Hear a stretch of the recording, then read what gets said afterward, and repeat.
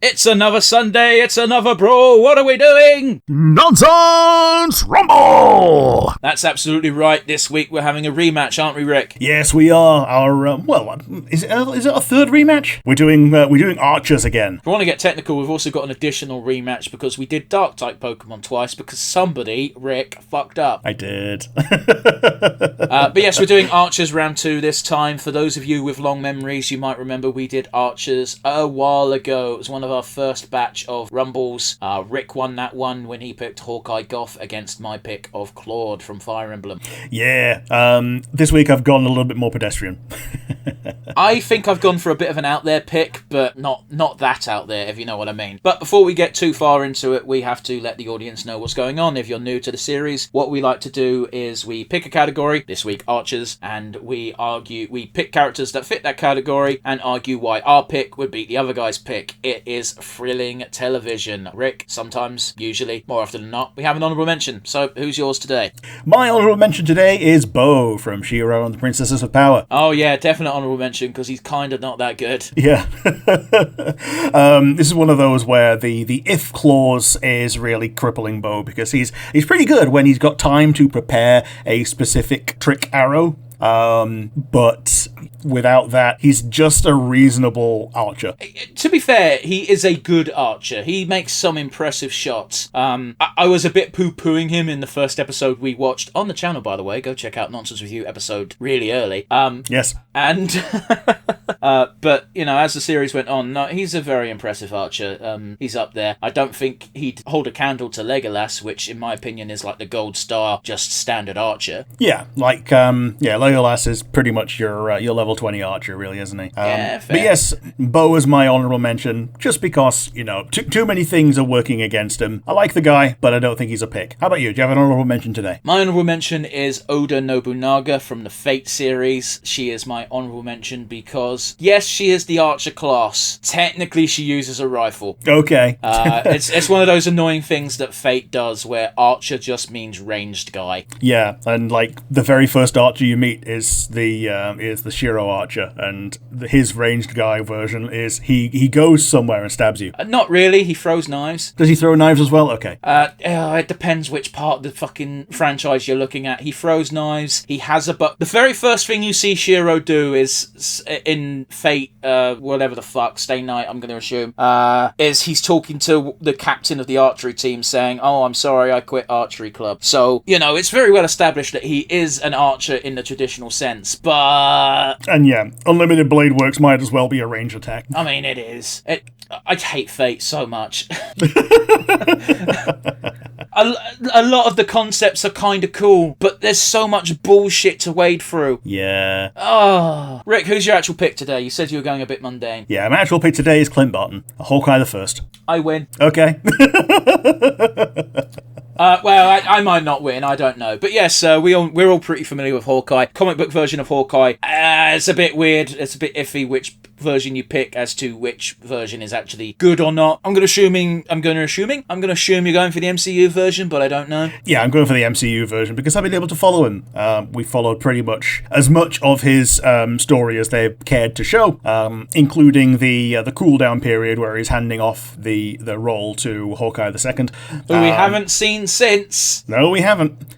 He's very similar to Bo in that he's better when he has his trick arrows, but I think he's got the edge when he doesn't, when he's just like using any old like standard arrow. If we take the first Avengers movie, there's a moment where it's one of the coolest shots in the film, and it's just Hawkeye being Hawkeye, where he's talking on the radio and he just shoots an arrow up, and then 2 seconds later it comes back down and hits something right in the fucking head. Like, he is an incredibly competent archer. Yeah, he just shows why an archer can stand toe-to-toe with the other superheroes.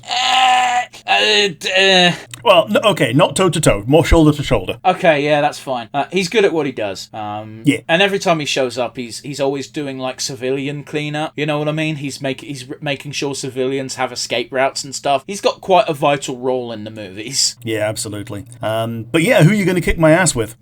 I have chosen the Dovahkiin with Oriel's bow.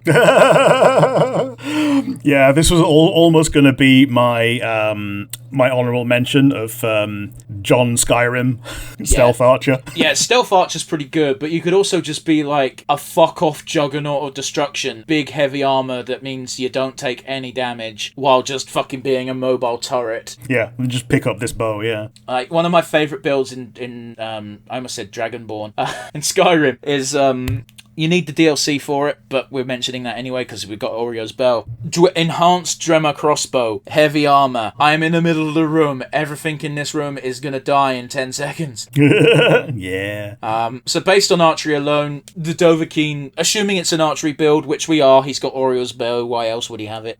He can make the world darkness for however long. I forget what the good guy effect is, but I swear it like summons sunbeams.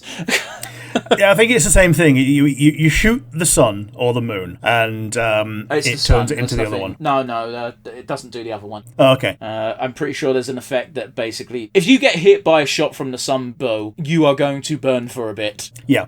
Yeah. Because the dark one is, you shoot the sun and it turns the sun into an eclipse. Yeah, it turns it into a moon, which then lets you use your vampire powers to their full effect, because that's the implication. Yeah, because it was made by like the only remaining snow elf who is a vampire. That version of it is tainted by the vampires to work that way. Yeah. So anyway, I don't think Hawkeye's beating the Dovahkiin, and that's just with his bow and arrow.